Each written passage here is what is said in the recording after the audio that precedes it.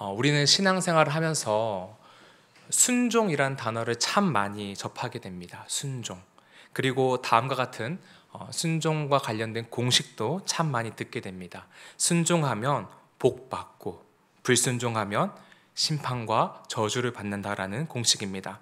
실제로 이러한 공식은 성경 말씀에도 명확히 기록되어 있는데, 신명기 28장 2절은 이렇게 말합니다. 내가 내 하나님 여호와의 말씀을 청종하면 이 모든 복이 내게 임하며 내게 이르리니. 또 신명기 28장 15절은 이렇게 말합니다. 네가 만일 내 하나님 여호와의 말씀을 순종하지 아니하여 내가 오늘 내게 명령하는 그의 모든 명령과 규례를 지켜 행하지 아니하면 이 모든 저주가 내게 임하며 너에게 이를 것이니.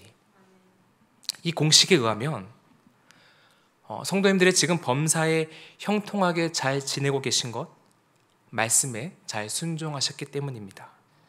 반대로 지금 고난과 환난 가운데 계신 성도님 계십니까? 죄송하지만 말씀에 불순종하셨기 때문에 하나님이 그런 어려움을 내리신 겁니다. 주일 성수에 실패하셨기 때문이며 온전한 11조 생활에 실패하셨기 때문입니다. 하나님 보시기에 어떤 불순종의 모습이 있었기 때문에 하나님이 그것을 바로 잡으시기 위해 소위 치신 것입니다. 정말 그렇게 생각하십니까? 저는 개인적으로 순종을 이렇게 공식화하는 것에 대해 대단히 경계하는 입장을 취하고 있습니다. 이 순종 공식대로라면 우리가 결국 순종하는 동기는 무엇입니까? 하나님이 주실 축복을 받기 위해, 그것을 끌어오기 위해 하는 것이며, 저주와 고난을 피하기 위해 두려움에 벌벌 떨면서 순종하는 것밖에 안 됩니다. 이게 얼마나 가벼운 동기입니까? 또 제가 순종에 대한 이러한 인과율적 이해, 그럴 만한 결과에는 그럴 만한 원인이 있을 것이다라는 이런 인과율적 이해를 경계하는 또 다른 이유는 우리 인생의 모든 정황을, 특별히 시련과 질병과 고난을 이 순종 공식에 대입하여 인과율적으로 해석할 수 없기 때문에 그렇습니다. 이와 관련한 실제적인 예를 들어보겠습니다. 평생을 하나님을 잘 섬기고 신앙생활을 신실하게 해오신 한 권사님이 계셨습니다. 거의 평생을 교회에서 살다시피 하시고 교회를 위해 헌신하신 분이셨어요. 말씀 참 열심히 읽으셨고 새벽기도 매일 나오시고 성경도 1년에 6독 이상 하시는 그런 분이셨습니다. 또 부유한 성도님이셔서 자신의 소유로 주변의 어려운 이웃도 참 많이 도우셨습니다. 이런 권사님의 삶은 늘 형통했습니다. 사회적으로 성공적인 삶을 살아온 남편 장로님은 속을 썩이는 일이 거의 없었고, 자녀들도 다 명문대를 졸업한 후 좋은 직장을 얻었습니다. 모두 아름다운 가정도 건실하게 꾸렸습니다. 그런데 이 권사님이 노년에 이르렀을 때 이전에 한 번도 경험하지 못했던 충격적인 일들, 마치 저주와 같은 그러한 아픔을 겪게 되십니다. 이때 권사님은 처음으로 자신이 그동안 가지고 있었던 어떠한 신앙관이 산산조각 깨지는 경험을 하게 됩니다. 이전까지는 하나님께 열심을 내고 주일 성수 잘하고 기도 열심히 하고 교회 봉사 열심히 하고 어려운 이웃에게 구제를 많이 베풀면, 주의 말씀에 잘 순종하면 하나님이 복을 주신다라는 이 믿음을 가지고 평생을 가지고 살아왔는데, 또 내가 그렇게 잘 순종했기 때문에 우리 가정이 이토록 평안할 수 있었다고 생각하고 있었는데, 이러한 신앙관, 이러한 세계관이 산산조각 나는 경험을 하게 되신 거죠. 성도님 여러분, 이 권사님이 노년에 겪게 되신 그 저주와 같은 고난을 우리는 어떻게 해석해야 합니까? 권사님이 그동안 잘 살아오시다가 어느 날 한번 잘못 삐끗한 일로 인하여, 한 번 한 그 불순종으로 인하여 하나님이 노하셔서 그 권사님에게 분노를 퍼부으신 걸까요? 이 권사님이 노년에 겪으신 그 충격적인 고난과 아픔을 다음처럼 해석할 수는 없는 것일까요? 불순종에 대한 심판과 저주가 아니라 하나님께서 그 권사님을 너무너무 사랑하셔서 그 아픔을 잠시 허용하셨다고 말입니다. 하나님이 욥에게 그러하셨듯이 말이죠. 욥은 이해할 수 없는 고난을 경험하기 전까지는 딱 이 권사님과 동일한 세계관의 이 틀에 갇혀 있었습니다. 그런데 하나님께서 고난의 정황을 허용하시자 그가 무너지기 시작합니다. 이것은 그가 가지고 있었던 순종 공식, 즉 순종하면 잘 되고 불순종하면 저주를 받는다라는 그 인과율의 공식이 무너졌다라는 것을 의미합니다. 대신에 그 극심한 고난의 정황을 통과하면서 내 인생에 임하는 복과 고난은 내 열심이나 내 의지나 내 순종의 행위에 달려있는 것이 아니요 하나님의 신비한 뜻과 은혜에 묶여있다라는 것을 깨닫게 됩니다.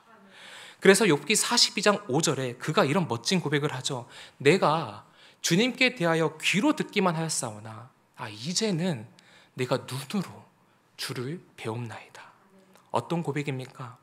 내가 이전까지는 주님을 귀로만 들어서 아는 정도로, 그러니까 이 인과율의 공식을 따라서 내가 잘하면 내 행위에 따라서 판단해서 복을 주시고 내가 못하면 내 행위에 따라 판단해서 벌을 주시는 그런 분인 줄 알았는데, 이제는 내 눈으로 보는 것처럼 주님을 더 깊고 풍성하고 선명하고 온전하게 이해하고 경험하게 됐다라는 놀라운 고백입니다.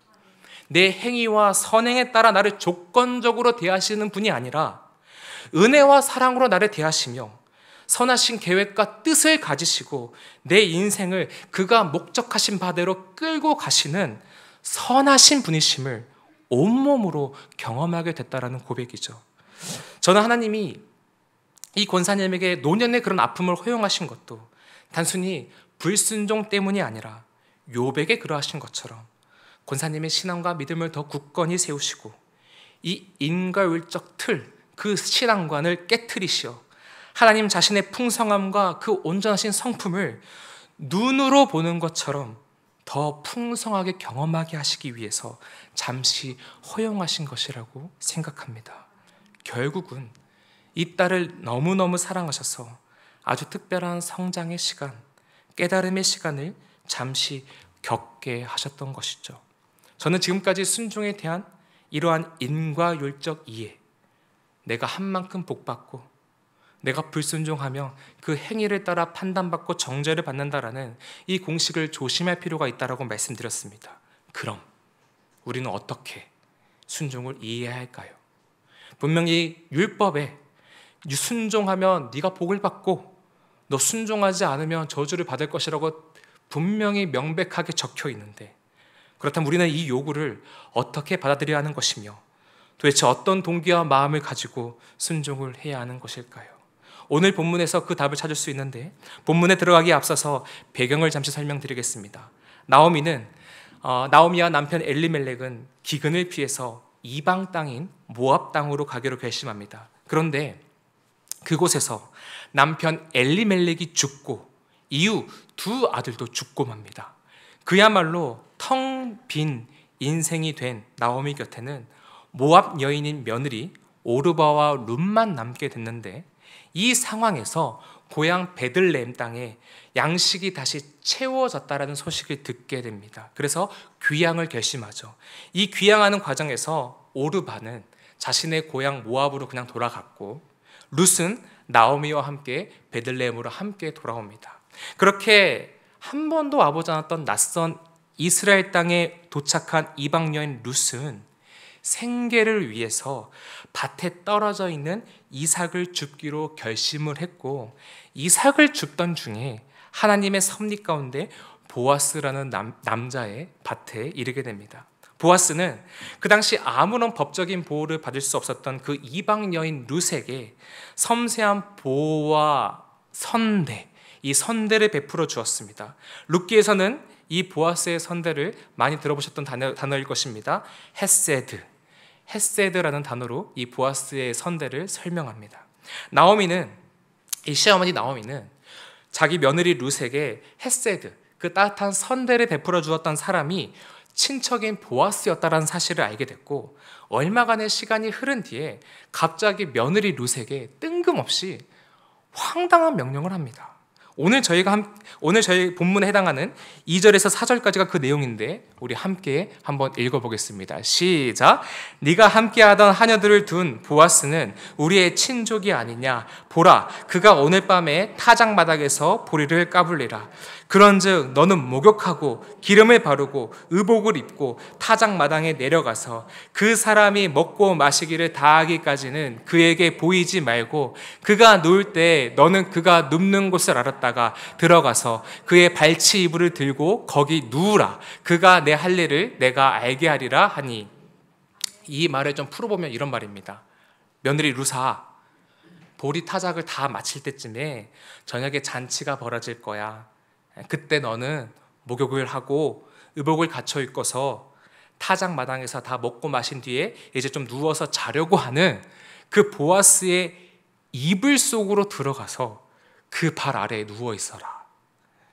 이게 무슨 말도 안 되는 명령입니까? 성도 여러분, 이게 상식적으로 시어머니가 며느리에게 할 수 있는 명령입니까? 절대로 이해할 수 없는 막장 드라마에서나 볼 수 있는, 물론 우리 K-드라마는 더 막장이긴 한데요. 막장 드라마에서나 볼 수 있는 그런 지금 요구를 하고 있는 것입니다. 지금 나오미가 요구한 행동은 룻처럼 정숙하고 현숙한 여인에게는 어울리는 일이 전혀 아닙니다. 그 행위는 좋게 말해서 청혼을 의미하는 것이었기에 자칫하면 보아스에게 굉장히 해프고 가벼운 여인으로 보일 수 있는 엄청난 위험한 행동이었습니다. 그런데 룻이 이 말도 안 되는 명령, 저 같으면 짜증을 내면서 무슨 말도 안 되는 말을 하냐고 막 성질을 냈을 것 같은데, 이 말도 안 되는 명령에 어떤 반응을 보이냐면 5절에서 말하기를 어머니의 말씀대로 내가 다 행하리이다 라고 말한 뒤에 바로 뒤에서 6절을 보니까 시어머니 명령대로 실제로 다 행했다라고 기록되어 있습니다. 성경에서 반복은 뭐죠?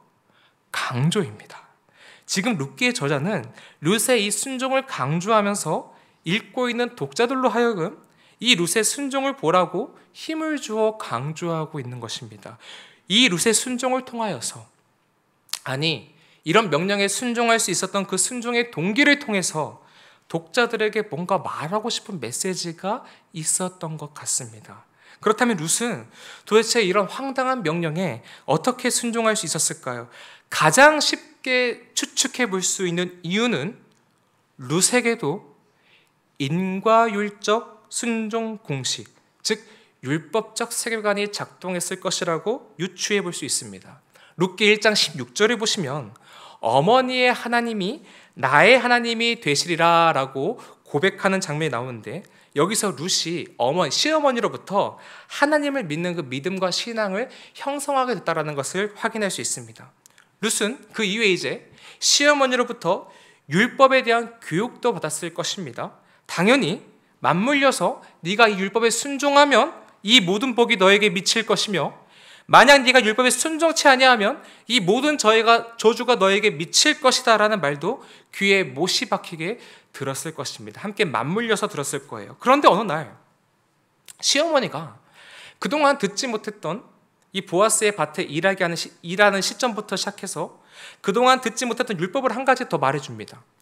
자기 친족 중 누군가 경제적인 어려움을 당해서 그가 하나님께로부터 받았던 그 기업, 그러니까 조상 대대로 내려오는 땅을 팔게 됐을 경우에 그 땅을 대신 되사서 자기 친족에게 되찾아 주어야 할 의무, 혹 그 가문의 남자가 자녀가 없이 죽어서 미망인만 남게 됐을 경우에 그 가문이 끊어지지 않고 계속 유지될 수 있도록 그 죽은 사람의 아내와 결혼을 하여서 그 가문을 계속 이어주는 의무를 담고 있는 기업물을 즉 고엘에 관한 율법이었습니다. 물론 지금 이 이야기는 추측입니다. 성경에 없습니다. 그래서 추측입니다. 그렇게 시간이 흘러 추수가 끝난 어느 날 나오미가 말하길 보아스가 너와 혼인을 함으로써 그가 기업물을 짤 율법을 이행할 수 있도록, 그 율법을 지킬 수 있도록 너는 오늘 밤 그의 타작마당에 가서 청혼을 하라. 그의 이불 속으로 들어가라라고 명령합니다. 여기까지만 보면 룻이 그 말도 안 되는 명령에 순종할 수 있었던 이유는 기업 물을 자에 관한 이 율법의 성취를 위해서 자기 편에서도 내가 해야 할 일을 해야겠다라고 다짐했던 것이며, 혹여 내가 내 불순종으로 인하여 이 율법이 성취가 되지 않았을 경우 하나님이 시아버지와 남편의 목숨을 치신 것처럼 이제 자신의 목숨을 치시거나 저주를 내리실까 두려워 순종한 것이 됩니다. 동시에 이 율법이 이루어졌을 경우에 이 엄청난 순종을 보시고 하나님이 나와 우리 시어머니에게 놀라운 축복과 채움과 회복의 은혜, 그냥 놀라운 은혜들을 다 쏟아 부어줄 것이라 믿고 순종한 것이 됩니다. 성도님들은 이 추측에 대해 어떻게 생각하십니까? 직감적으로 그건 좀 아닌 것 같은데, 설득력이 떨어지는데 라고 생각하실 겁니다. 맞습니다. 그렇다면 룻의 진짜 순종의 동기는 무엇이었을까요? 오늘 본문 9절에 그 동기가 나오는데 9절 말씀을 우리 함께 읽겠습니다. 시작. 이르되 네가 누구냐 하니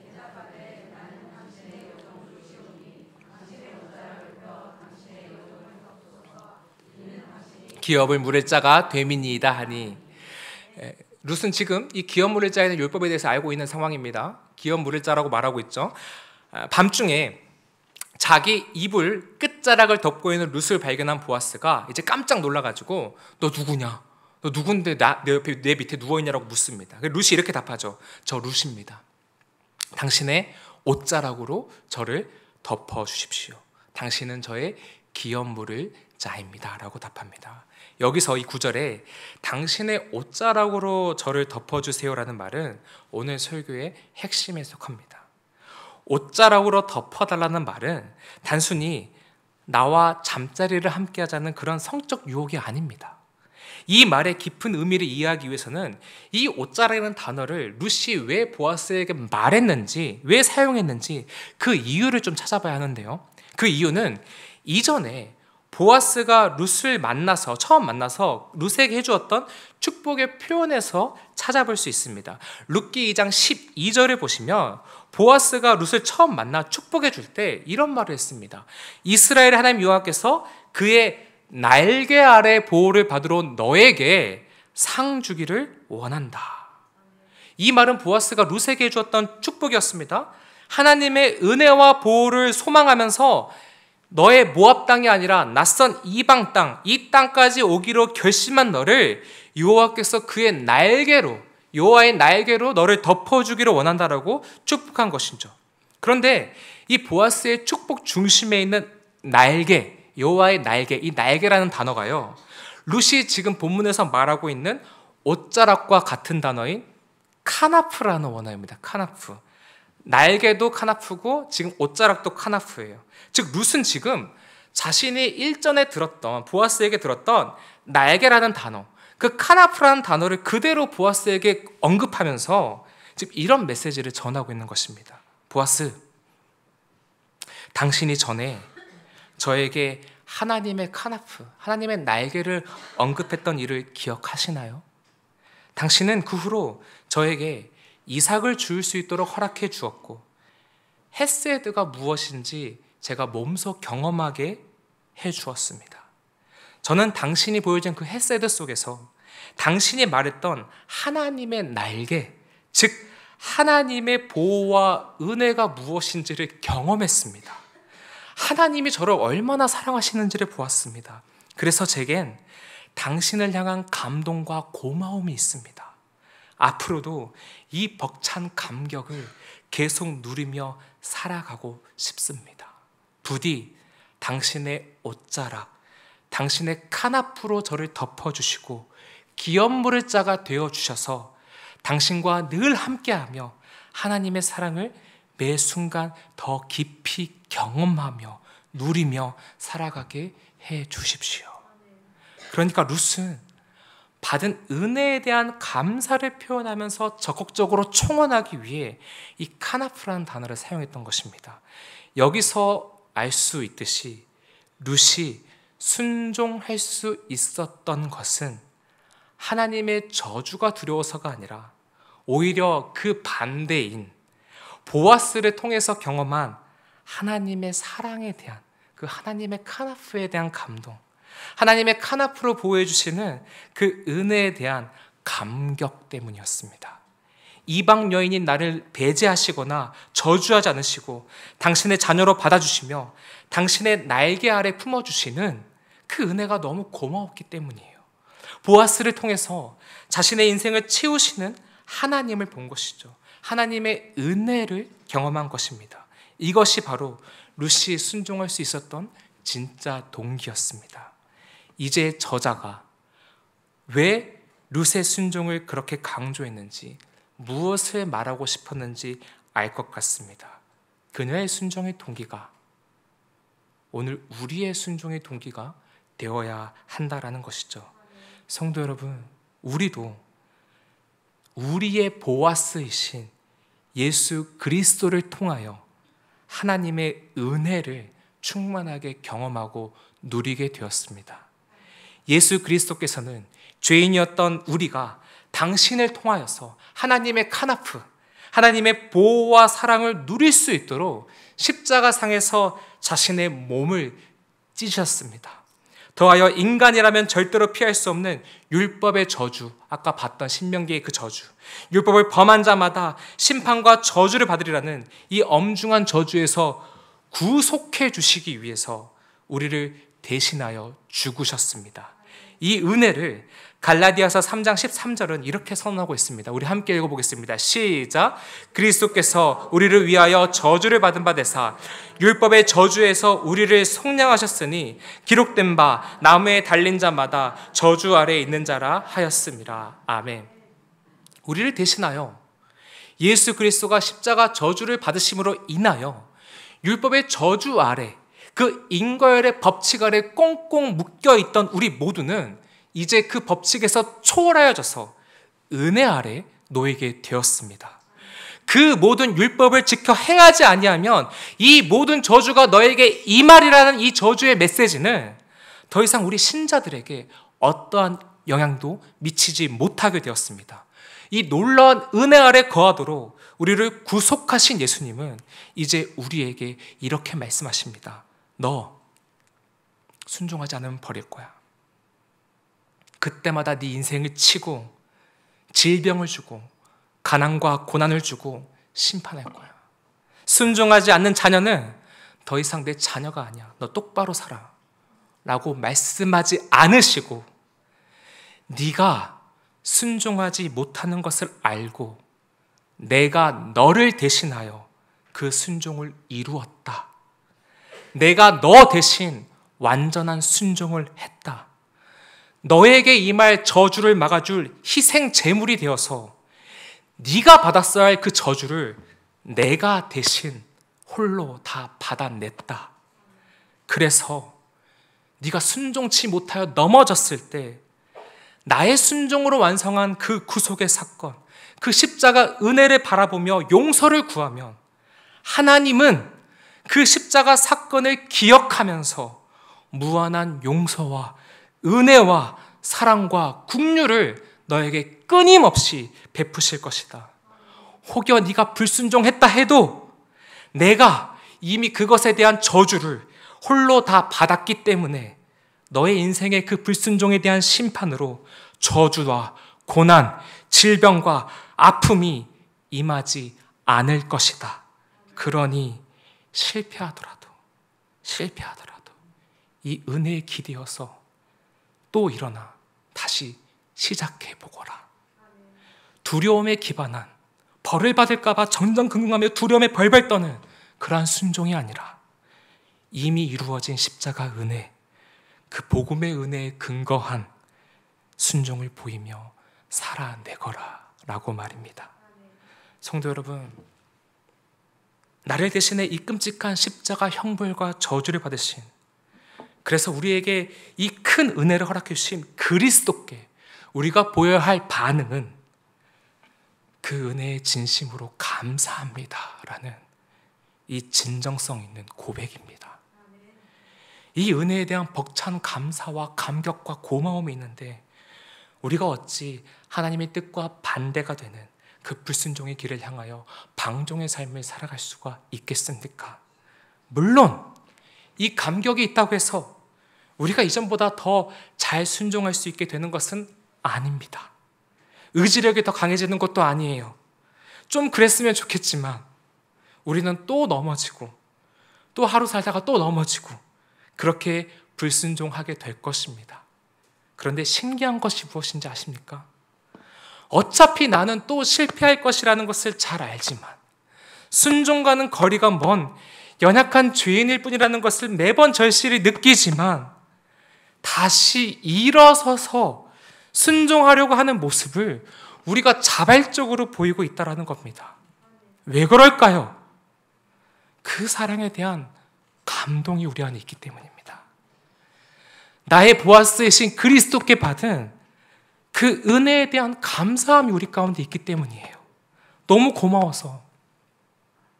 나 이렇게 넘어지는데도 내 삶에 심판이 안 주어져?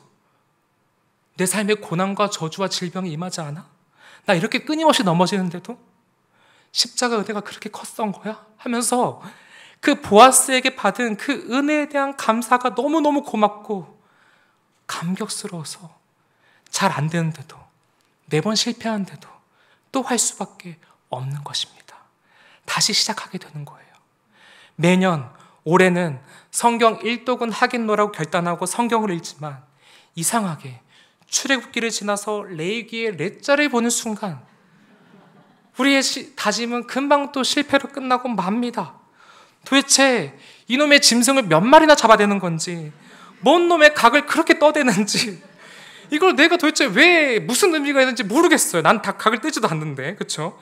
또 남편이 내 속을 아무리 긁어도 그래 끝까지 웃으면서 품겠노라 다짐하지만 양말을 뒤집은 채로 빨래 바구니에 넣는 그 남편의 꼬락선 죄송합니다 모습을 보는 순간 어휴 저 인간 지겨워 하면서 우리는 금방 또 실패하고 말아요.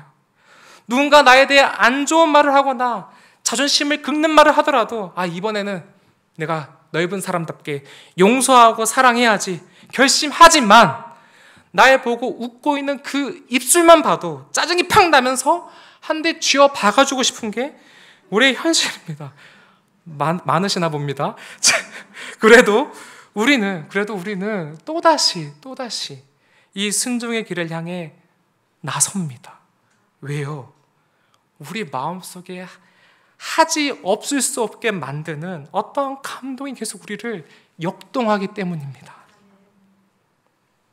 잠시 제 개인적인 이야기를 좀 나누려고 합니다. 저희 어머니는 예수를 믿는 믿음 때문에 참 많이 핍박을 받으셨습니다. 지금도 기억나는 것은 제가 어릴 때 저와 어머니가 주일에 예배를 드리고 집에 돌아오면 어머니의 옷가지들이 집 앞 마당에 쫙 펼쳐져 있는 광경이었습니다. 동시에 집 안에서는 이런 소리가 들렸습니다. 너 교회에 미쳐 있을 거면 그냥 집 나가. 누구의 목소리였을까요? 네, 자랑스러운 저희 아버지입니다. 그 정도로 교회 가는 걸 싫어하셨어요. 그 핍박에도 불구하고 어머니는 평일에는 새벽 기도를 가시기 위해서 시골이었으니까 교회가 근처에 없으니까 성인의 걸음으로 1시간 정도가 되는 그 거리의 교회를 시골이라서 가로등도 없는 그 캄캄한 어두컴컴한 길을 이제 집에서 키우던 진돗개 한 마리를 데리고 그리고 신변의 보호를 받으셔야 되기 때문에 걸어 다니셨습니다. 이런 어머니를 향한 아버지의 핍박은 아버지가 술에 취하시면 더 심해지셨어요. 손찌검부터 시작해서 듣기 거북한 온갖 욕설들을 어머니를 향해 하셨습니다. 수위가 더 거기서 심해질 때면 제가 지금 굉장히 순화하는데 수위가 더 심해질 때면 어머니는 제 손을 잡고 이제 근처 기도원으로 피하시거나 교회 권사님 댁이나 목사님 사택으로 피하곤 하셨습니다. 제가 목사님 밥을 참 많이 얻어먹었습니다. 어릴 때부터. 전 지금도 의문인 것이 밥을 꼬박꼬박 차리셨고 가사 일은 물론 거기에 생계활동까지 하셨는데 그러니까 소위 본인에게 해를 끼친 게 하나도 없는데 그런데 왜 교회 가는 걸 그렇게 싫어하셨을까라는 게 지금도 의문이긴 합니다. 그런데도 저희 어머니는 이상하게 믿음을 포기하지 않으셨어요. 어느 날은 제가 초등학교 3학년 때였던 것 같은데 어머니에게 이렇게 물었습니다. 엄마는 왜 저런 남자랑 결혼했어? 사실 이 말 속에는 엄마는 왜 이렇게까지 해? 우리 왜 이렇게까지 해야 해? 라는 의미가 담겨있는 질문이었습니다. 오죽했으면 초딩이 그런 말을 했겠어요. 초딩이. 그때 어머니가 딱히 대답은 안 하셨지만 저를 바라보는 그 눈빛에서 저는 이런 메시지를 느낄 수 있었습니다. 예수님이 엄마를 사랑하시잖아. 예수님이 세영이 너를 사랑하시잖아. 그래서 엄마도 이렇게 표현하는 거야. 엄마도 이렇게 표현하는 거야. 남들은 저희 어머니의 이런 모습을 보면서 융통성 없다, 적당히 숙이기도 하고 비위도 맞추면서 신앙생활 해야지, 참 균형 감각 없다라는 말을 할지도 모르지만, 실제 아들인 저는 그런 어머니 덕분에 신앙을 몸으로 배울 수 있었어요. 믿음을 형성할 수 있었습니다. 그리고 왜 순종하는지, 왜 이 순종을 해야 하는지, 그 근원적인 본질적인 이유를 몸으로 체득할 수 있었습니다. 사랑하는 성도 여러분, 순종 참 어렵습니다. 그렇죠? 그리고 우리는 절대로 이 땅에서 완전한 순종을 내 육신을 가지고 할 수 없습니다. 그래서 그리스도가 오신 거예요. 그래도 우리가 그 어려운 순종을 하려고 하는 이유는 우리 안에 그리스도로부터 받은 그 사랑에 대한 감동과 감사와 감격이 있기 때문입니다. 저는 오늘 본 말씀을 보는데 하나님이 저와 성도님들에게 이렇게 말씀해 주시는 것 같았습니다. 사랑하는 내 딸아, 아들아, 나는 너의 율법적 동기로 하는 순종, 즉 받을 심판이 무서워 억지로 순종하거나 반대로 순종한 만큼 그에 대응하는 뭔가 사랑과 축복과 기도 응답과 뭔가 복들이 올 것이라 기대하며 하는 그런 종교적이고 율법적인 순종을 원하지 않는다. 룻의 저 마음처럼 너의 순종도 너의 보아스인 그리스도께 받은 은혜와 은혜에 대한 감동 때문이기를, 때로 실패할지라도 너의 보아스는 언제나 너에게 용서와 사랑과 은혜의 옷자락으로 덮어줄 것을 믿고 너의 허물을 가리워줄 것을 믿고 그 은혜에 깊이 감동되어서 다시 시작하는 내 딸, 내 아들이 되기를 바란다. 우리 모두가 이 은혜에 대한 감동을 잃지 않기를. 그래서 실패해도 좀 넘어져도 그 무한하고 완전한 사랑과 긍휼의 은혜를 붙잡고 또다시 일어설 수 있기를 간절히 소망합니다.